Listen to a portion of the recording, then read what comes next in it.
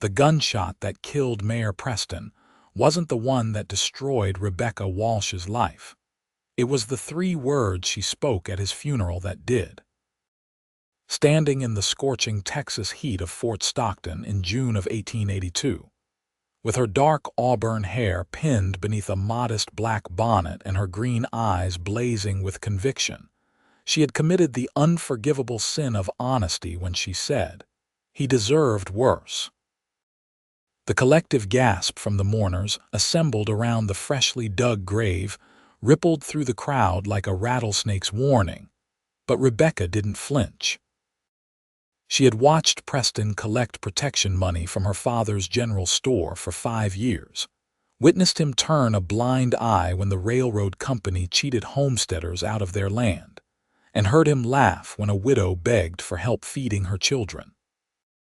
When some nameless drifter finally put a bullet through his corrupt heart outside the Silver Dollar Saloon, Rebecca felt nothing but relief, and she refused to pretend otherwise. Her father, William Walsh, grabbed her elbow hard enough to bruise. "Rebecca, for the love of God, be quiet." But she had spent 23 years swallowing her thoughts, biting her tongue until it bled metaphorically, and she was done. Everyone here knows what he was. Standing around his grave and calling him a good man doesn't change the truth. It just makes us all liars. The silence that followed was so complete she could hear the hot wind rustling through the mesquite trees at the edge of the cemetery. Then the voices started, low and angry, and within hours the entire town had turned against her. Women who had shared recipes with her mother crossed the street to avoid her. Men who had tipped their hats to her now spat at her feet. The Methodist preacher declared from his pulpit that Sunday that speaking ill of the dead was a grievous sin, looking directly at Rebecca in the 3rd pew. Her father's store began losing customers. Suppliers delayed shipments.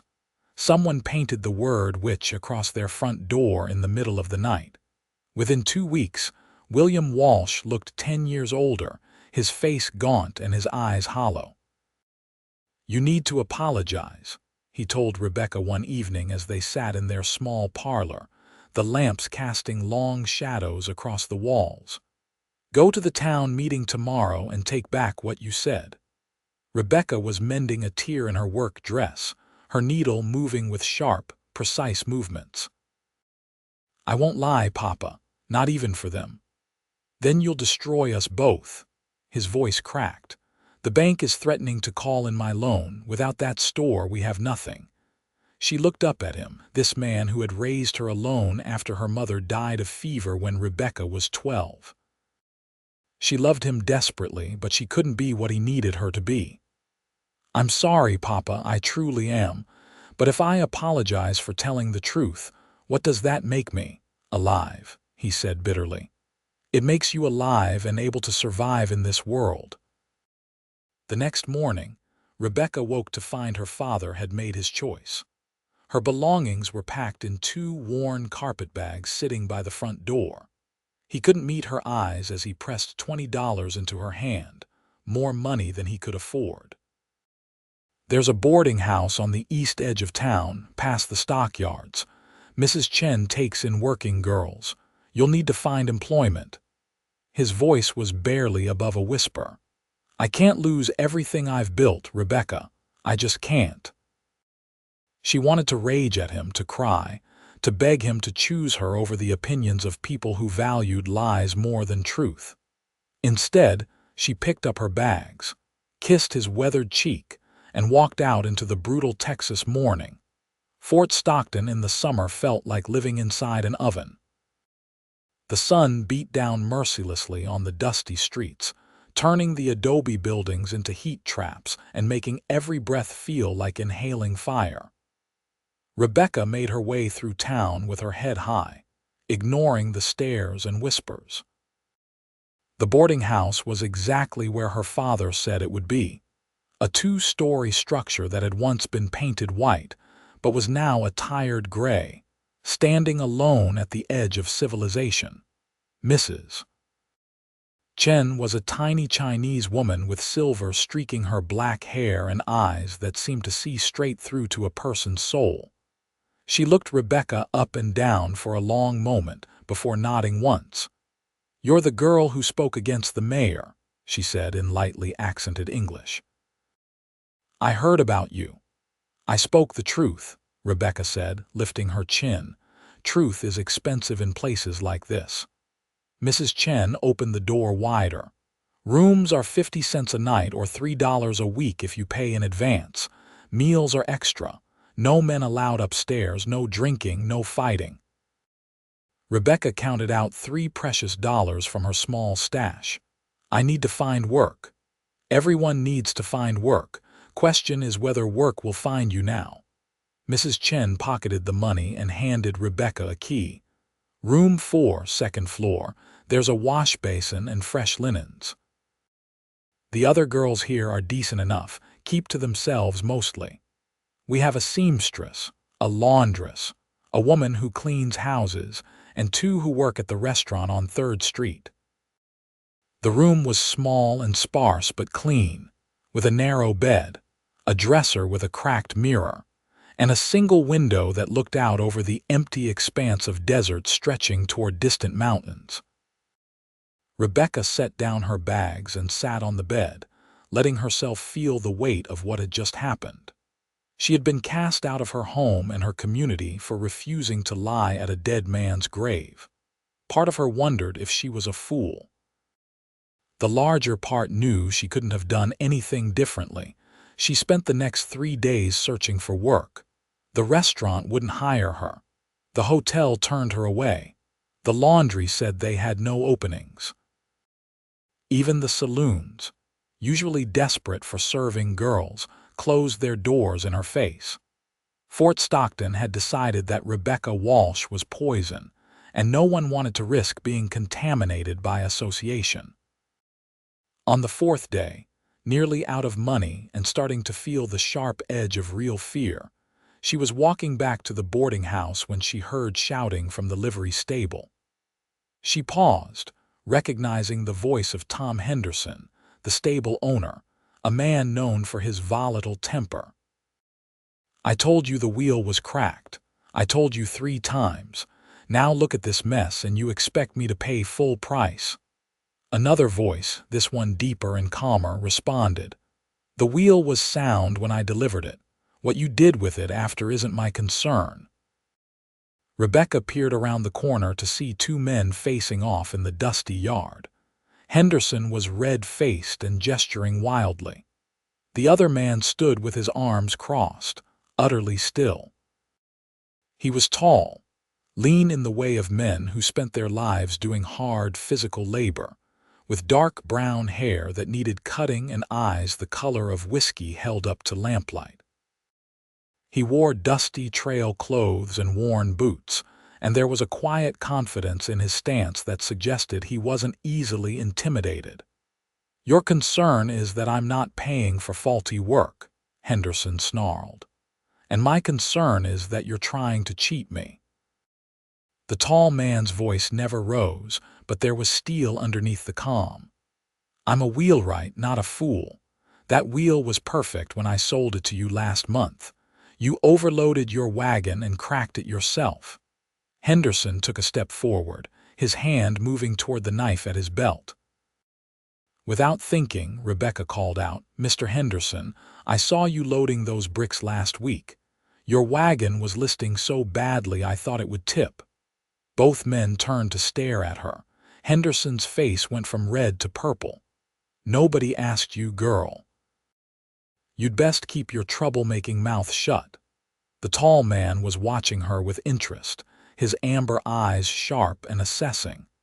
"The lady's just confirming what I already knew. You going to pay what you owe, Henderson, or do I need to take this to the sheriff?" "The sheriff won't listen to him over you," Rebecca said, surprised by her own boldness. "But I also saw you threaten the Hernandez family when they couldn't pay extra for boarding their horses during the storm last month. Seems like there's a pattern of you trying to take advantage of people." Henderson's hand was definitely on his knife now. You've got a death wish, speaking to me like that. The wheelwright moved with startling speed, putting himself between Rebecca and Henderson. Careful now. Threatening a woman in broad daylight is a good way to find yourself on the wrong end of a hanging rope, regardless of what the sheriff thinks of her. For a long moment, everything hung in balance. Then Henderson spat in the dust at their feet, threw a few crumpled bills at the wheelwright, and stalked back into his stable, slamming the door hard enough to rattle the frame. The tall man bent to pick up the money, counted it carefully, then turned to Rebecca.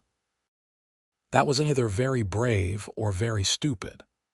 Probably both, she admitted.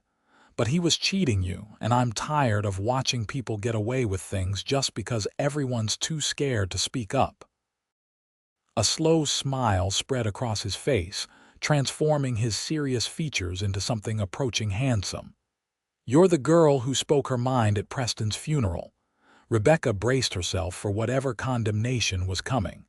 I am. Good, he said simply. That man was a snake in a suit, and someone needed to say it. He stuck out his hand. Jackson York, I have a workshop about 2 miles out of town, make and repair wheels, do some blacksmith work, fix wagons. She shook his hand, surprised by the calluses and the warmth of his grip. Rebecca Walsh. I know, the whole town knows. He studied her for a moment. You looking for work? Her heart jumped. Yes, I am. Can you keep books, read and write and do figures? I kept the accounts for my father's store for 5 years. Jackson nodded slowly. I need someone to manage my orders, keep track of inventory, handle the money side of things. The work itself I can do in my sleep, but the paperwork makes my head ache. Job pays $1 a day, 6 days a week. It's hot, dusty work, and my shop isn't fancy. But I don't care what the town thinks of you, and I could use someone who isn't afraid to speak plainly. Rebecca felt tears prick her eyes but refused to let them fall. When do I start? Tomorrow morning, if you can manage it. Workshop is west of town, follow the creek bed. Can't miss it. I'll be there, she hesitated. Thank you, Mr. York. You don't know what this means. Call me Jackson, he said. And I figure I know exactly what it means. I've been on the wrong side of this town's opinion before. It's not a comfortable place to be. He tipped his hat to her. See you at dawn, Miss Walsh. She watched him walk away, leading a pack mule loaded with supplies, and felt something like hope kindle in her chest for the first time in weeks. The next morning, Rebecca was up before the sun, washing her face with cold water from the basin and pinning her hair back in a practical braid. She wore her simplest dress, knowing she'd be working in a dusty environment, and set out in the cool pre-dawn darkness. The creek bed was easy to follow, a dry ribbon of sand and rocks that would run with water during the rare storms. She could see Jackson's workshop in the distance as the sun began to paint the sky pink and gold. It was a large, open-sided structure with a solid roof, containing a forge, an impressive array of tools, stacks of wood and metal, and several wheels in various stages of completion.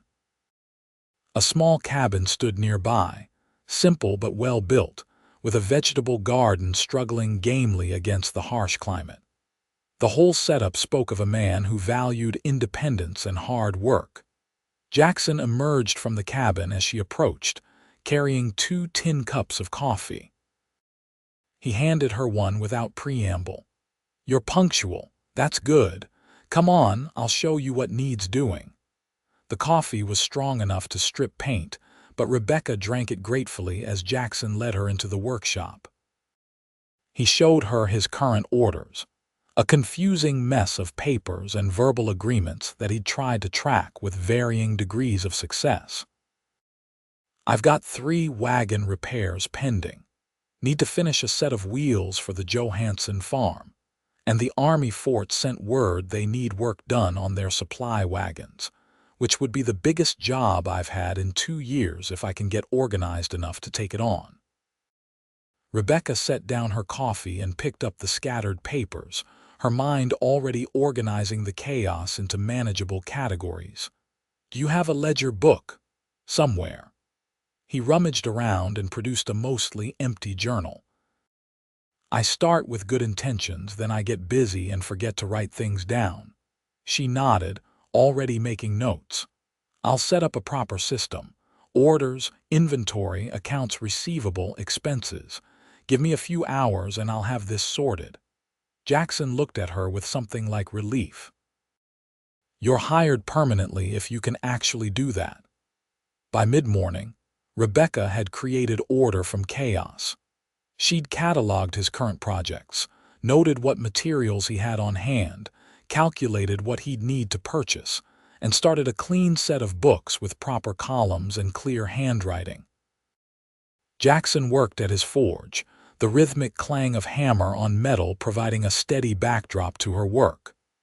The heat was intense, but she found she didn't mind it as much when she was absorbed in something productive. Around noon, Jackson began,